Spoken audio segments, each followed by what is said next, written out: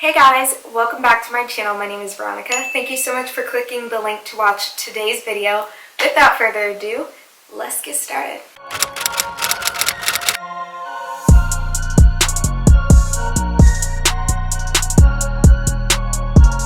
Okay, so you guys are all here because I'm here to tell you about what to do and what not to do on the GRE. As you guys know, I am a military officer, a healthcare officer, specifically a healthcare administrator. Hopefully you guys like the glasses too. Sorry for the glare, but I think these glasses are so cute and I wanted to wear them. Okay, so hopefully you guys have clicked on this video because you want to know what to do and what not to do from myself. I have a lot of experience with the GRE, some pleasant, some not pleasant, mostly not pleasant. So I wanted to come on here and give you guys some tips on what to do and what not to do when it comes to the GRE.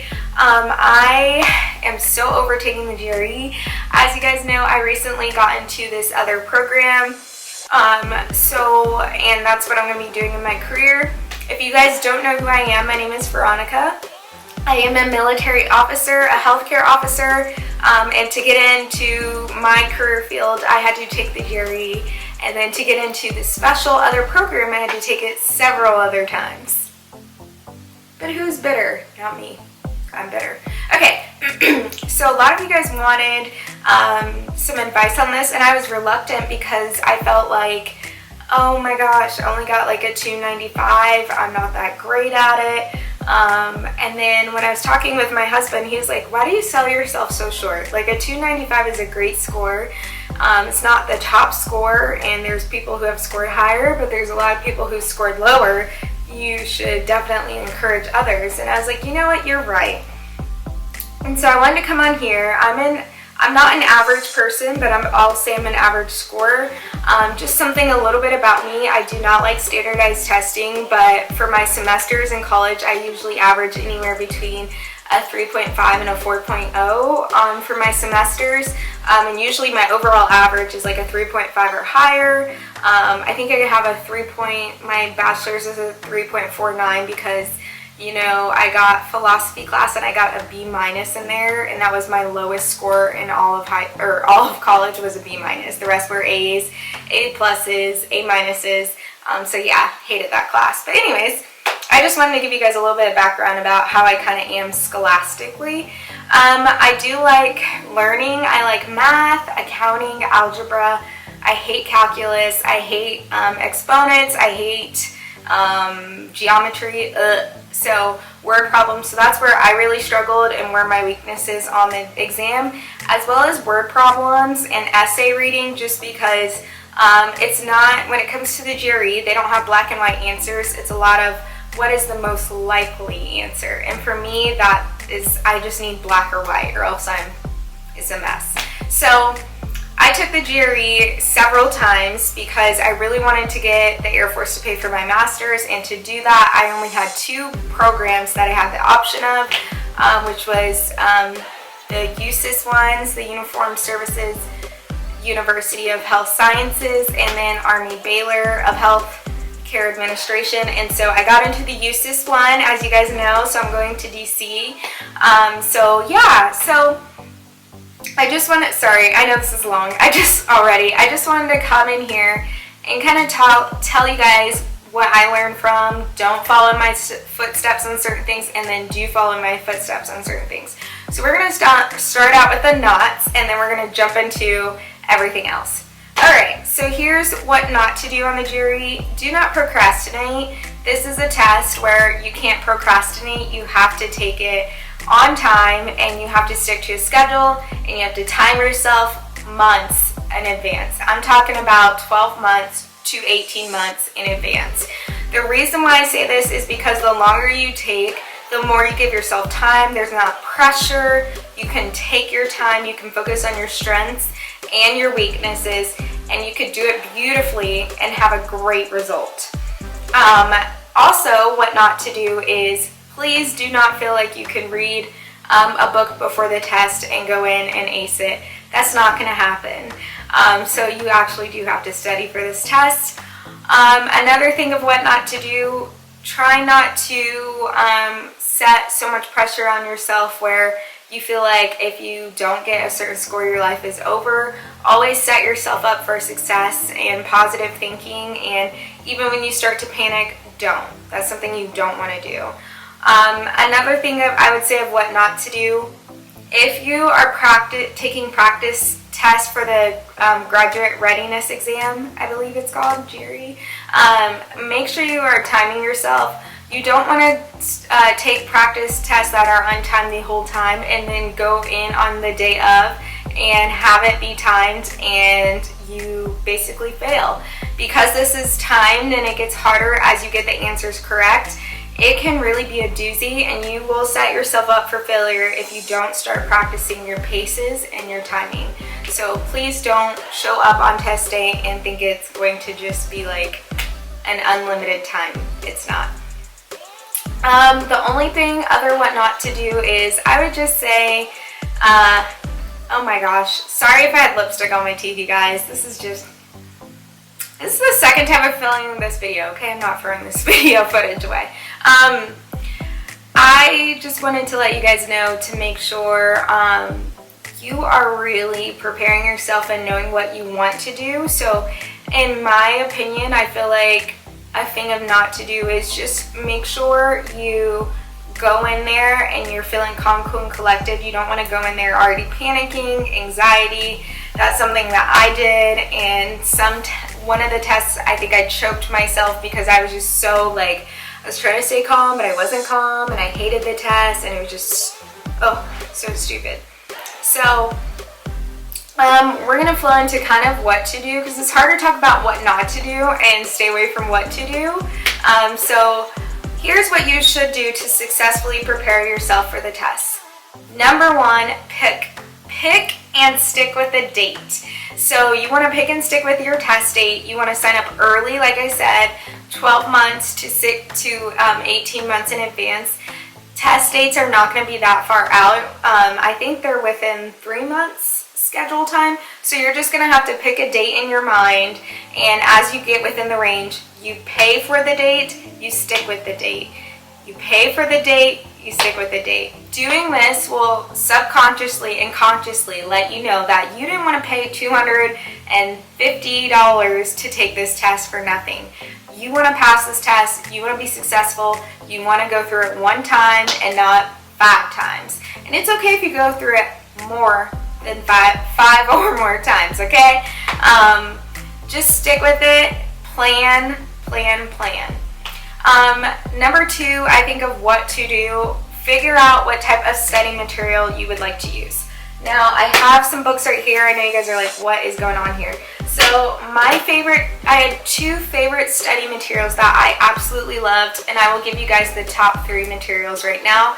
So in no particular order, I believe, this is my personal opinion, the top 3 materials for studying for the GRE are: number 1, Magoosh. It is an online GRE, GMAT, all these different tests, the LSATs, the MCAT, anything with 3 letters or 4 letters that doesn't make sense and when you want to strangle it and poke your eyes out, this website can prepare you. It has video tutorials for the questions you get wrong. It has lectures on there. It has flashcards. It has practice tests. It can guesstimate your test score, which I think it was within 5 points of my actual test score. I think it said I would get like a 300 and I got a 295. So it's pretty accurate. It puts you on a study plan. You can either choose to follow that plan or you can do your own plan. And it just gives you a lot of things. Like anything you can think of with the GRE, it has, or with the GMAT, just in case you decide you want to take the GMAT. So those are 2, that is one of the websites that I use personally. Number 2 is Mahattan Prep. Mahattan Prep is a very scholastic GRE type of program. It's not online. It does have online capabilities where it has kind of the same material, but I would say Magoosh is more online friendly. This is more, if you learn from pencil and paper and notes, Mahattan Prep is going to be a great resource for you. I used Mahattan Prep and it was amazing. I used Mahattan Prep and Magoosh, so I paid double. It gives you basically what I liked about Mahattan Prep was it had basically little books of every single subject on the GRE. So it had algebra, it had quantitative comparisons and interpretation, it has geometry, it has word problems, it has reading comp and essays, it also has text completion and sentence equivalence, it has number properties, it has fractions, decimals, and percents. It has a 5-pound practice book, and then last but not least, they have flashcards. So if you are a type of person where you prefer to learn like on hand, writing in the books, taking notes, doing everything you want to do, this is what you need. If you want that in-person textbook type of studying, Mahattan Prep is bomb.com. I loved how it broke down everything, like it gives you a lesson, and if you can't remember how to do exponents, it goes through it, and so does Magoosh. The third and reliable resource material to study for the GRE, I would say, is Kaplan. I did not use Kaplan, but I know a lot of friends who did, and they scored around the same range as me. To be honest, if you get any of those three materials, you will succeed. I can't speak for anything else. I know Princeton Prep has one. Can't speak for that. The top three, again, are Magoosh, Mahattan Prep, and Kaplan. So those are the three that I would recommend to you. Get any one of those materials. It all depends on the style you are. The thing about Magoosh that I love was I could log in on my phone. They have apps. I could do flashcards. I did flashcards like 100 times a day. I did sentence completions 100 times a day. I should have worked a little bit more on my reading comp because that's where I struggled, because you have to answer the question strategically. Sorry, I have the hiccups. So that's how I kind of prepped for the GRE. So pick a study material, stick with your study material. There's a person someone I ran into, and they said only do one material. I'm the type of person where I need a little bit of both. I needed Magoosh's online videos where I could watch, and I needed Mahattan Prep's, like I could literally write it out so I could remember. So I chose to do both. You don't have to. I would say don't go more than two. Don't use Magoosh, Mahattan, and Kaplan. No. You need to do Magoosh and Mahattan, or you just need to do Magoosh, or you just need to do Kaplan. Like, do 1 to 2, do not do 3. The more you do, the more you're going to be confused. The reason why you're going to be confused is a secret tip to the GRE and being successful is strategy. Honestly, it's not about getting the answers right. It's not about how you solve the problem. It's basically, can you get to the right answer strategically? So you basically have to say, like, I know what it's not, and you will do really good. It is about, of course, it is about getting the right answer, but they don't focus so much on that. They focus on almost like how you think, like critical and strategic thinking. And I saw this a lot in the reading comp and in the quantitative comparisons, because I would get like, oh yeah, that's obviously the answer, but they would have kind of like a trap in there where they would have the most obvious answer, the least obvious answer, something close to the answer, something else close. And a lot of the times it wasn't the most obvious, because you have to critically think and see what the question is actually asking. So that's where I struggled. That's where my weakness was. I didn't have time for that. I like black and white things, like math. 2 + 1 is 3. You know that, you got it. That's why I aced accounting, I aced algebra, I aced pre-calc was okay. I didn't ace that. I mean, I got an A or a B, but yeah, stuff like that. So anyways, sorry, I'm getting off on a tangent. So make sure you pick the right study material. Is this 3? Number 3. So after you've picked a date, you have a study material, start taking practice tests. Take a practice test the very first time you start studying.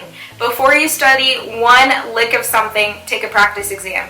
The reason why you need to take a practice exam first is to see where you're at. Then you go from there. And honestly, the reason why I got a 295, and maybe some of you guys are like, oh my gosh, that's not that high. That's a great score. I'm not going to let you guys discourage me about it. Again, I hate standardized testing, but that was a great score for me. is high enough to get into schools. Honestly, I didn't even need it because my GPA was so high and so good, but for this program I did. The reason why you should take practice tests though is to make sure that you're staying and testing well, staying current with the material, pacing. That's a huge thing. That's a weak area where I struggled, was pacing, because I would get answers right, and on the GRE and in the practice exams, when you get an answer right, the questions get harder, and so that would throw me off a lot, because I would get it right and I'd be like, yes, I know what I'm doing, I got a flow, and then I get a hard question, I'm like spending 10 minutes on it, which is GRE suicide. I hate to say that word, but basically the GRE exam is done. You're not going to get a good score if you're spending 10 minutes on one question. So make sure you are taking practice tests. Pretty much, I would say take a practice exam every single week. You study Monday through Friday or Monday through Saturday. You take a practice exam on Sunday. Let that be your routine, whatever routine you feel. Maybe at first you start out taking a practice exam twice a month or every other week, and then you go to weekly. But within the 3 months of you testing, you need to be taking a practice exam at least 1 to 2 times a week. I remember being on Magoosh, and it was telling me that I should be taking practice exams at least twice a week. So make sure you guys, when I got towards the end, make sure you guys are using those practice exams. Those are the realest things, like the tests. They're going to give you scores. Make sure you don't use the unlimited time practice exams. Make sure you use the timed ones, because you really need to focus on your time. Another tip, the fourth tip I could give you guys, is just make sure that you feel confident and that you're not stressed out. So whatever you got to do to make yourself calm, cool, collected, that you know in there, make sure you guys do that. I think for me, I felt good, but the place I was testing was an hour and a half away, so you're already setting me up, because I'm an overthinker and I think about everything and I worry too much. So I'm already, tense, and I think that's what set me up. One of the reasons why it set me up for failure is because I put so much pressure on myself to succeed for others and not for myself. And once I realized I gotta do stuff for me, I don't care about this score. If I get in, who cares? If I don't, who cares? I'm still getting my master's. The Air Force is still gonna pay for some portion of it, so does it really matter? No. Once you start training your mindset to think like, this is not end game. This is gonna show me what I need to work on. Do I wanna have to pay another $230 to $250? No. Do I wanna have to put myself through this in another month? No. But this is not end game. I'm going to be successful, because failure is not final, and success is not fatal, or failure is not fatal, success is not final. It's the courage to continue that counts. So I'm gonna keep pushing myself through. So make sure you go in there with a positive mindset. You don't have anxiety. If you do and you're like me and you get stressed out or you get test anxiety, just do some things that can calm you down, or learn how to work in a high stress environment, because when you go in there, it's going to be the exact same stress. Number 5, I would say, is just know what program you want to do. I'm not discouraging anyone from taking this exam, but I will say this. If you don't need this exam, do not take it. If you don't need this exam, do not take it. Okay? I did need this exam, but pre-military, but in the military, I needed it to get in, and I needed it to get into the program. When I first came into the military, the GRE score was so low, and I shouldn't say low. The score was lower than what it is now, because they didn't have as many applicants, as many people trying to get into the program. We've recently had, in the past few years, a huge uptick in people wanting to be MSc officers. So in order to delineate the best from the average, they had to raise the score. The score has gotten higher and higher and higher. When programs ask you to get a 310, a 320, those are not scores that are just like you could study in a month and ace it and get a 310. Those are scores for people who are significantly smart and testing smart, not saying smart, who are significantly, they can basically get those scores easily, okay? Or for people who have actually worked really hard. The 2 types of people that I've seen test without studying are people who, one, are awesome at math, or notice I said or, who are they read a lot, they comprehend a lot of hard material. Like they wake up and they want to read the medical journals. Those are the people who score very well on the test, on the GRE. The reason is because the GRE focuses on two main parts. They're broken up into different sections. If you want to know what those sections are, you can go watch another GRE video. This is just what not to do and what to do. So I'm just giving you guys some tips. But basically, if you're good at math, like all math from the beginning of time to the end of time, you're going to do well. If you're good at reading essays, word, theology, you read constantly journals, medical journals, historical journals, you love all the didactic languages and all this stuff, you're going to do well because those are two parts. And the reason why I say that is I've known two types of people. I knew a guy, he loved math, he was good at math, he scored a 310 solely on his math score. His reading score, his verbal, was 140. So his math score was so high, it made him look like he was a great test taker because his strength was math. And I mean, he was a math guru. I knew another guy who happened to be a doctor. He scored a 310 on his first try only because he's used to reading medical journals, jargon, comprehending language. He read like 5 books in a week all the time. He was always reading. He scored a 310. His vocabulary level was at like up here.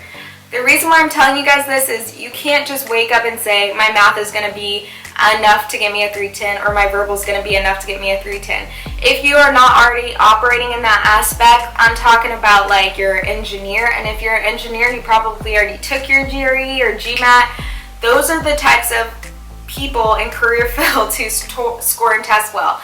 And I'm not talking about people who don't do well. And again, if you're like me, anywhere in the 280s, the 290s, the 300s, you're a great test taker. You are. You're not stupid. You're not dumb. This test is a hard exam. It tricks you, and there's many reasons why people don't get the 310s or the 330s or the 340s, which is the highest score.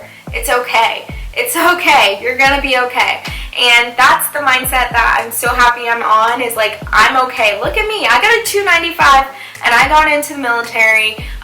When I came in, the score was much lower though. I think it was like 260s. I don't know. It was super low. So, and I took that exam without studying, and that was a mistake. I mean, I made it in because I took it and I didn't study at all, and I got the minimum requirement, and I was like, cool, I'm submitting, and I happened to get in by the grace of God. But now look at me, I'm taking it again, like almost 4 years later, because I chose to not study it and give it my all the first time, and the second time, and the third time. So this is the first time that I actually fully studied and committed, and I still messed up. I still didn't get the score that I actually really wanted, which was like a 310, 315. I got a 295, and you know what? I'm proud of my 295. I'm super proud, and I'm not going to ever regret that. I know how to work hard. I have what it takes to succeed scholastically. My transcripts show that. So I don't want you guys to get so wrapped around standardized testing thinking like, oh my gosh, I have to get a perfect score. There are only small career fields where you really have to get into that program. But is it really that bad if you don't go to Harvard? Well, sorry, I shouldn't use that school because that's a great school. Is it really that bad if you don't go to the top university in the country versus maybe a mid-level? It's really not that bad. As long as you work hard and succeed. I have different views on education maybe than you do. So if you're coming on here to figure out how to get a 340, this is not the video.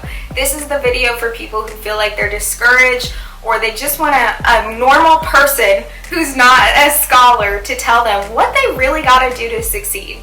I know people who solely went through these books and scored a 315. I'm not going to lie to you guys. I didn't go through every single one of these books. I went through every one, but I didn't finish them. I think if I would have planned out my time better and not let work consume my life, I would have scored a lot higher. But I have to remember before college, I wasn't really working full-time. I had a part-time job as a cashier on base, and I had so much time on my hands that I should have devoted to this, but I wasn't being serious at the time. I was 20 when I graduated, and I was over it. I was over all school. and I was already taking master's classes in my bachelor's program because I had taken so many classes. Like my caseload was like 15 to 18 hours. That's what I took in college every single semester.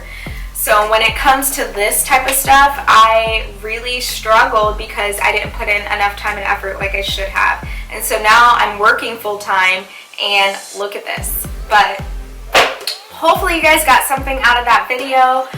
Thank you guys so much for watching. Again, make sure you study, you plan, you pick a test date and pick a test material, and you will do fine. Sorry if this video was all over the place, but I just wanted to share my GRE video with you guys, and I hope it encourages you guys to get a high score. Again, if you are looking for a more breakdown of the GRE, please YouTube search GRE videos. There are so many great, excellent people that I've watched, so go search those videos. I'm just telling you what to do and what not to do. I will catch you guys in my next video. Bye!